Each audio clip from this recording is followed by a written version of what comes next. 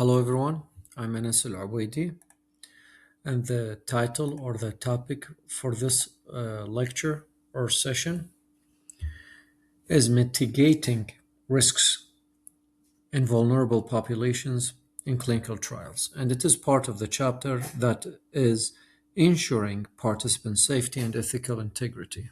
And of course, this lecture is part of the Advanced ICH Good Clinical Practice Certification course program by CCRPS. Introduction. Vulnerable populations in clinical trials refer to groups of individuals who are at increased risk of harm or exploitation due to factors such as age, socioeconomic status, mental health, or physical conditions. It is essential to identify and mitigate these risks to ensure ethical conduct and participant safety. Key points. We'll start with understanding vulnerable populations. Vulnerable populations are individuals or groups who may have diminished capacity to make informed decisions or may be more susceptible to coercion or harm in a clinical trial setting. And here is a diagram on vulnerable populations in clinical trials as showing minority groups, children, pregnant women, elderly, people with mental disabilities, economically disadvantaged. All these groups are within the vulnerable population.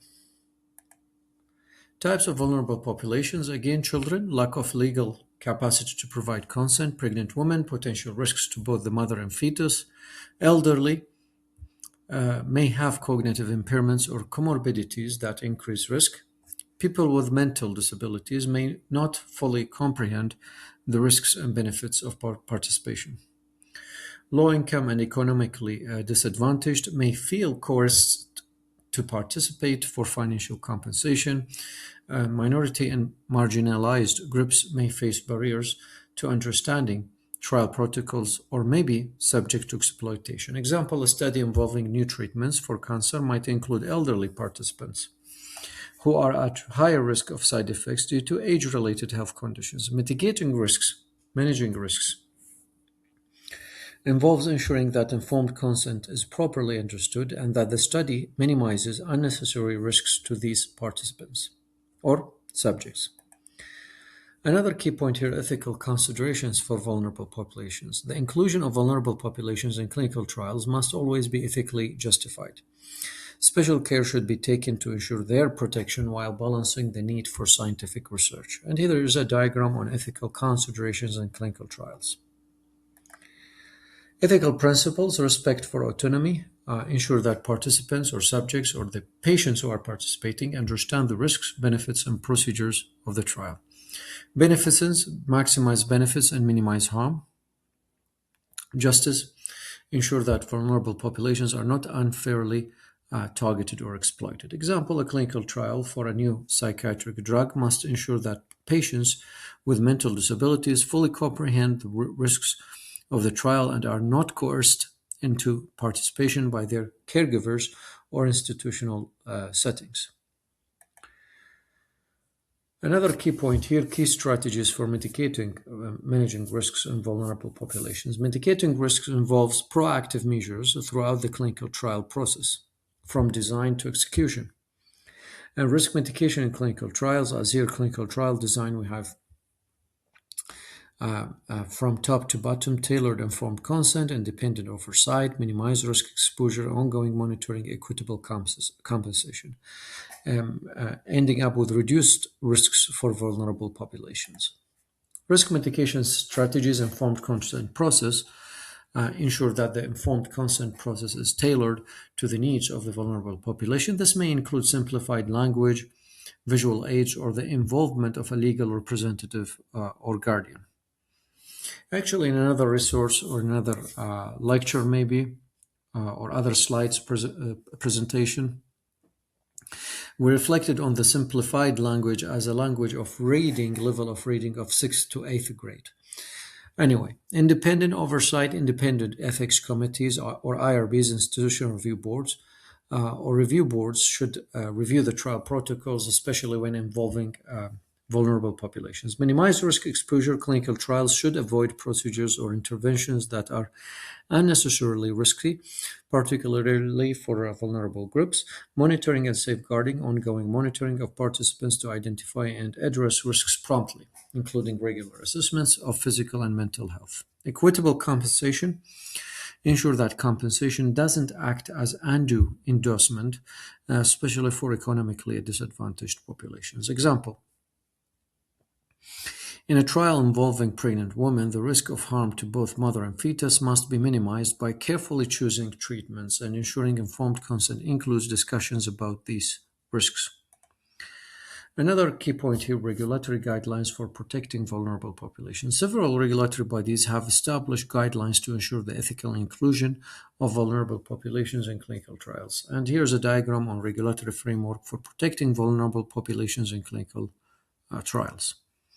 Key regulations and guidelines: we have ICH GCP, International Council for Harmonization Good Clinical Practice, provides ethical guidelines for clinical research, including special provisions for vulnerable populations. FDA and EMA guidelines, as FDA in USA, EMA in European Union, the US Food and Drug Administration, FDA, and the European Medicines Agency, EMA, both have strict regulations regarding the inclusion of vulnerable populations in clinical trials. National guidelines: many countries have local guidelines ensuring that vulnerable populations are protected, such as laws regarding consent from minors or regulations about research involving pregnant women. Example: the FDA requires that any clinical trial involving minors must have parental consent and, where appropriate, assent from the minor. Additionally, risks must be minimized and carefully explained. Another key point here: informed consent in vulnerable populations. The process of obtaining informed consent is especially critical when working with vulnerable populations. Consent must be clear, understandable, and free from coercion. Informed consent challenges complexity of information. Vulnerable individuals may have difficulty understanding complex scientific or medical terminology. Coercion, financial incentives, or pressure from caregivers can lead to coerced participation.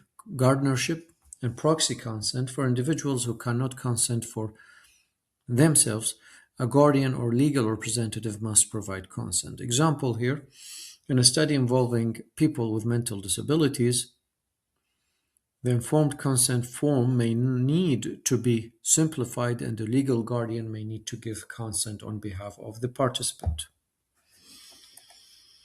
Another key point here: ethical review and oversight. Ethical review and oversight are critical to protecting vulnerable populations. An IRB, Institutional Review Board, or Independent Ethics Committee, IEC, plays a key role in ensuring that trials involving vulnerable populations are ethical. IRB responsibilities: protocol review, ensuring that the study design minimizes risks to participants; monitoring, continuous monitoring of trials involving vulnerable populations to ensure ethical standards are maintained;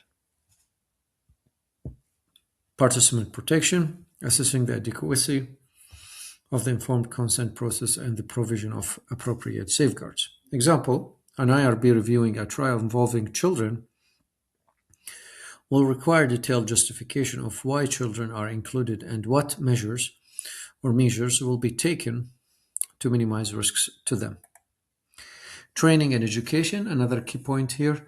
Proper training of clinical staff is essential to ensure that risks to vulnerable populations are adequately mitigated during the trial. Training topics: GCP and ethical guidelines ensure that all staff understand the ethical principles and GCP guidelines for working with vulnerable populations. Cultural competency: training on cultural sensitivity to avoid potential exploitation or miscommunication. Risk identification and reporting: